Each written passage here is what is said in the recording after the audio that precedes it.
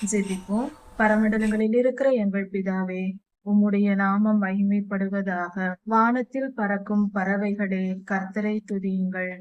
சிறு சிறு பூச்சி இனங்களே, கர்த்தரை துதியுங்கள். கர்த்தருடைய நாமம் துதிக்கப்படுவதாக. கர்த்தரே உங்களை சிருஷ்டித்தார், அவரை துதித்து பாடுங்கள். கடலில் வாழும் ஜீவ ஜந்துக்களே, கர்த்தரை துதித்து பாடுங்கள்.